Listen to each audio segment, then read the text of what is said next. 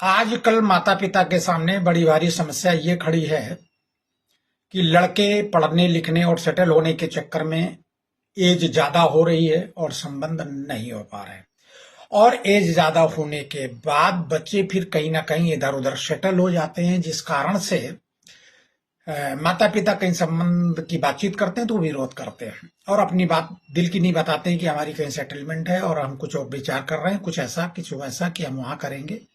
इस तरह की भी बात नहीं बताते और माता पिता प्रयासरत रहते हैं और बच्चे गुमसुम बैठे रहते हैं। और इसके बाद जब बिल्कुल टाइम आ जाता है काफी बातचीत नजदीक होने का तो विरोध कर बैठते हैं या घर में नंगनाच शुरू कर देते हैं।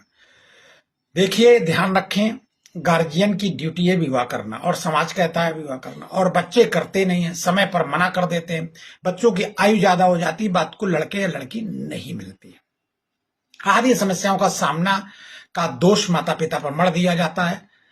बच्चे ये कहते हैं कि हम ऐसी जगह संबंध करने जहां पिताजी देखिए आए, वहां ऐसा हुआ था, वहां वैसा था, इस तरह विरोध करके खत्म कर देते हैं। इसके बाद फिर वैसे ही संबंध नहीं प्राप्त होते हैं। कारण इसका फिर एज बढ़ जाती है, तमाम तरह की समस्याएं बढ़ जाती हैं और उन समस्याओं के कारण जब शादी नहीं हो पाती तो फिर घर की पत्नी भी गार्जियन का दोष देती है और बच्चे भी दोष देते हैं कि वो रिश्ता नहीं कर पाए और किसी मतलब के नहीं और फलाना और ढिमाका, इस तरह की बात करके गृह क्लेश बढ़ जाता है।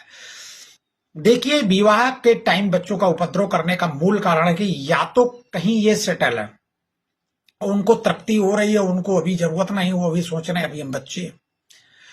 दूसरी बात एक ही, कभी कभी कुंडली में विवाह का योग नहीं होता या विवाह का योग होता है और विवाह नहीं हो पाता। कोई ग्रह दशाएं ऐसी चल रही जो विवाह में बाधक हैं, जैसे मांगलिक हैं, या कुछ ग्रह दशाएं ऐसी चल रही जिसके कारण से वैवाहिक सुख न होने की वजह से वो कहीं ना कहीं बंबई की परी ढूंढना चाहते हैं या लड़का कुछ ऐसा ढूंढना चाहते हैं जो विश्व टॉप हो। तो इस कारण से वो जब ऐसी चीजें नहीं मिल पाती तो संबंध नहीं हो पाते और तमाम तरह के व्यवधान आते हैं। करते करते ऐसी स्थिति आ जाती, लड़के मिलना ही बंद हो जाते हैं। फिर माथा पीटने के अलावा कुछ नहीं होता। देखिए, समय रहते कुंडली को जरूर किसी अच्छे ज्योतिषी को दिखा लें। वो ज्योतिषी निश्चित बता देगा कि विवाह का समय है कि नहीं, और समय है और समय उस समय हो पाएगा कि नहीं हो पाएगा। अगर अच्छा ज्योतिषी होगा तो वो भी क्लियर करके बात बता देगा और संबंध को कैसे करना है, कंप्रोमाइज करके करना है कि आपकी रंगबाजी से संबंध हो जाएगा। जैसी स्थिति होगी अच्छा अयोग्य ज्योतिषी इस चीज को स्पष्ट कर देगा। बच्चों के चक्कर में मत पड़े। अगर बच्चे कोई भी ज्यादा उपद्रव शुरू करें कि संबंध के टाइम विवाद करें या कुछ भी करें तो सीधे कह दो, या तो मेरा दायित्व तो खत्म करने की, तुम्हारा कोई दायित्व तो नहीं, कल के दिन विवाह नहीं हो पाता है, आप रिटर्न में दे दें, पूरे परिवार को बैठाकर रिटर्न में ले लें कि आज के बाद मैं किसी संबंध को नहीं देखूंगा, आप अपनी लेवल से देख लीजिए, और नहीं तो मैं अपनी लेवल से जो देख रहा हूं, माता पिता अच्छे से अच्छा संबंध करने की कोशिश करते हैं और इसके बावजूद तुम लोगों को एक नई लकड़ी करना है, नया समस्या पैदा करना, तो आप अपनी लेवल से देख लीजिए, हमारा दायित्व तो खत्म। तब बच्चे ऐसा लिख कर देने के लिए तैयार नहीं होंगे, समाज में कहने के तैयार नहीं होंगे कि माता पिता से कोई मतलब नहीं, हमारे शादी संबंध से मैंने मना कर दिया। तो ऐसी स्थिति में फिर माँ बाप पर वही समस्याएं खड़ी हो जाती। तो आप सही समय पर संबंध करें और कुंडली को जरूर दिखा लें। मैं देख रहा हूं कि कई सारे ऐसे रिश्ते हैं कि मांगलिक हैं, चुपचाप माता पिता बैठे हैं, समय आने विवाह नहीं हो रहा, तब आए तो पता लगा लड़की 34 साल की हो गई और अब मंगली और विवाह के लिए अब ऐसी स्थिति, और लड़की किसी तरह से वो अपने स्वभाव को कंप्रोमाइज करने को तैयार नहीं है और संबंध हो नहीं पा रहा है।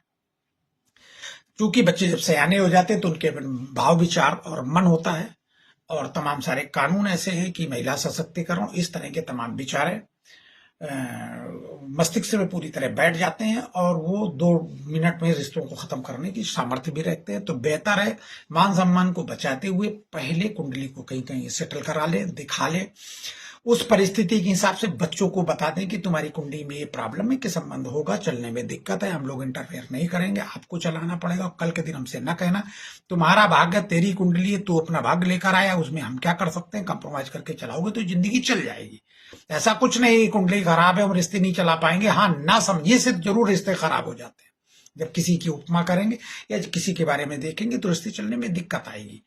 बाकी अगर शालीनता से समझते चलाएंगे रिश्ते तो चल जाएंगे। बाकी आज के समय पर स्थिति ये है कि विल ग्रेड भी अपनी रिश्ते को नहीं संभाल पाए, राजा भैया भी अपने रिश्ते को नहीं संभाल पाए और तमाम बड़े बड़े पूंजीपत और ऐश्वर्यवान, धनवान और रूपवान रिश्तों को खराब कर बैठे। कुंडली अपना वर्क करती है, विज्ञान अलग विषय है, ज्योतिष एक विज्ञान की बाप है।